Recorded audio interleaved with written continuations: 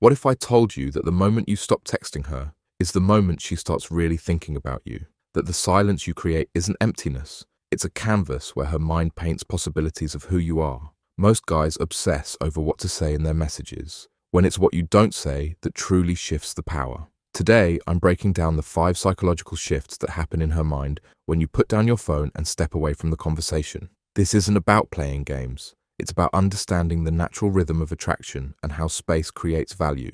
Let's dive in. Shift 1. The pattern disruption. When you suddenly stop texting, you create what psychologists call a pattern interruption. Her brain was comfortable with your availability, your predictable responses, your consistent presence in her digital world. Then, silence. This immediate shift forces her mind to recalibrate. The human brain is designed to notice changes, not constants. You've been texting back and forth, maybe for days or weeks, establishing a pattern she's come to expect. And now the pattern is broken. Think about it. Do you notice the hum of your refrigerator? Number you only notice when it stops. That's when you look up and wonder, what changed? When your texts stop, she experiences the same mental trigger. She checks her phone more frequently. She rereads your last messages. She wonders if she said something wrong, or if you're busy, or if you're with someone else. The comfort of knowing you'll respond has been replaced by the uncertainty of when, or if, you'll text again. And uncertainty creates interest. You see, we're wired to seek closure. When a pattern is disrupted, our brains go into overdrive trying to make sense of it. It's not just idle curiosity, it's a fundamental neurological response. This is why cliffhangers in TV shows are so effective. They leave you hanging, your brain desperate for resolution. When you stop texting, you've essentially created a cliffhanger in her mind. And here's the thing about cliffhangers. They command attention in a way that predictable storylines never will. Shift 2. Value recalibration. Here's a truth most men miss. Constant availability signals lower value, not because you're actually worth less, but because human psychology works on the principle of scarcity. When you stop texting, her subconscious mind begins a rapid reassessment of your worth. The equation is simple but powerful. Less access equals higher value. She starts to wonder what you're doing instead of texting her back. What's occupying your time? Who else might be demanding your attention? These questions don't create insecurity if she's secure in herself. Instead, they create curiosity and respect. They signal that your life has substance beyond your phone screen. The guy who's always available, always responding, always waiting. He's communicating that he has nothing more important happening in his life. But the man who has boundaries around his time and attention, he's signaling that his life has depth and meaning beyond any single relationship.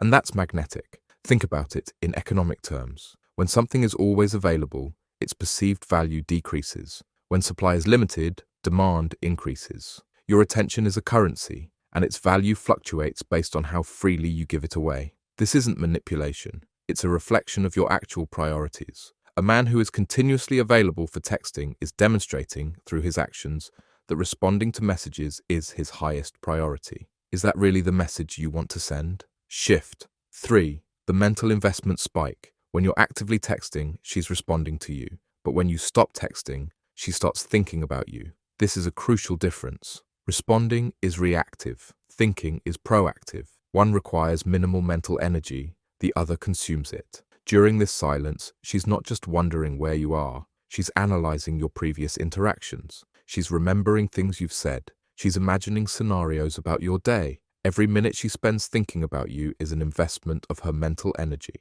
And humans value what they invest in. The more she thinks about you, the more important you become in her mental landscape. It's not manipulation, it's basic human psychology. We assign more significance to what occupies our thoughts. This is why some of the most powerful attraction happens in the spaces between communication, not during it. Think about the last time you were waiting for an important call or message.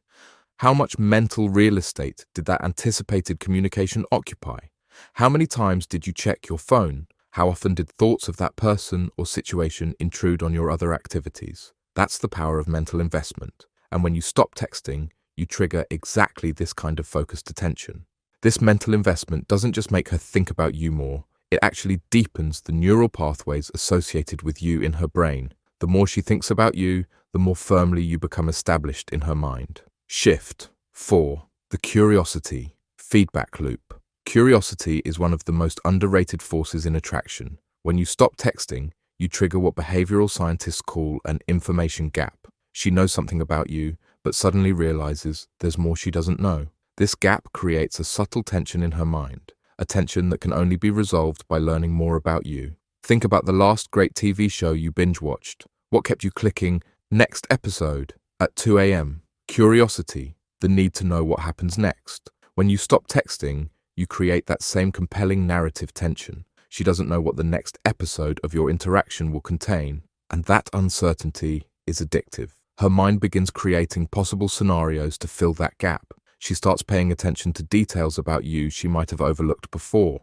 She becomes more observant, more engaged with who you are. This heightened attention means that when you do resume contact, she's more receptive to what you say because she's been primed to value it more. This curiosity loop doesn't just make her wonder about your whereabouts, it makes her question her assumptions about you. The man who seemed predictable suddenly isn't.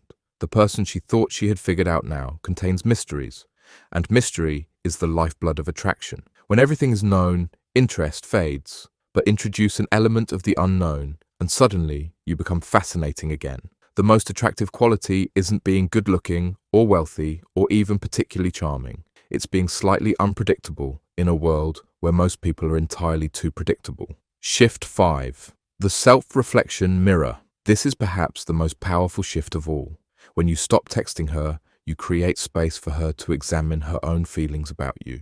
Most men never give women this crucial space. They're so focused on pushing the interaction forward that they never allow her emotions to catch up with the situation. In the silence you create, she asks herself questions like, do I miss hearing from him? How do I feel when he's not reaching out? Am I thinking about him more than I expected to? These questions force her to confront her actual feelings, not just respond to your presence. She's no longer reacting to your attention. She's measuring her own interest. And this self-discovery is far more powerful than any clever message you could send, because she's not being convinced by you. She's convincing herself. The conclusions she reaches in this quiet space carry more weight than anything you could tell her directly. This shift transforms her role from passive recipient to active participant in the dynamic between you. Instead of merely responding to your interest, she's now evaluating her own. And this is where real attraction begins, because genuine interest can't be coerced or manipulated into existence. It can only emerge when someone has the space to recognize it within themselves.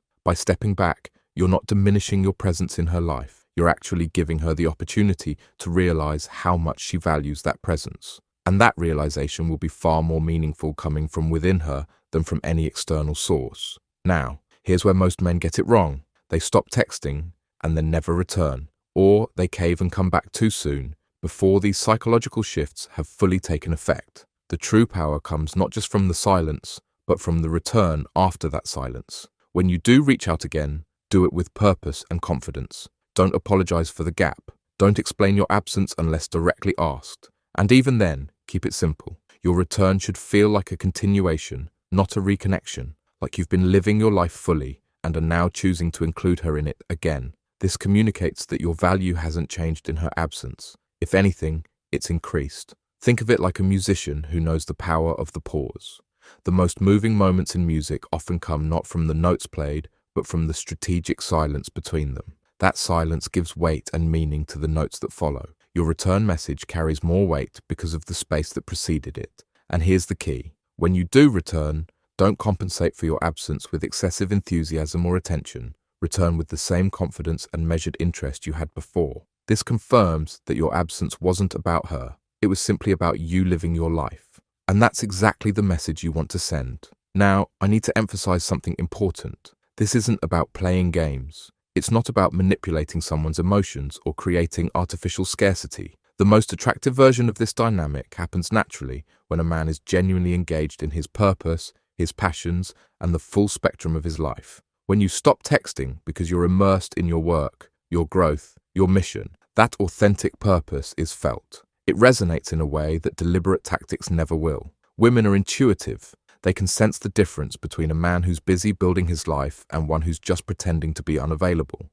Be the former, not the latter. Your goal isn't to seem important or busy, it's to actually be important and busy. To have a life so engaging and fulfilling that texting naturally takes a backseat to your priorities. This authentic engagement with your purpose creates a gravitational pull that's far more powerful than any texting strategy could ever be. Because ultimately, what she's attracted to isn't your texting habits. It's the man behind those habits. A man who values himself, respects his time, and lives with intention. That's the man she wants to hear from. Not the one who's always available, always responding, always waiting, but the one who's building something meaningful and inviting her into that reality. So what's the takeaway here? Space creates value.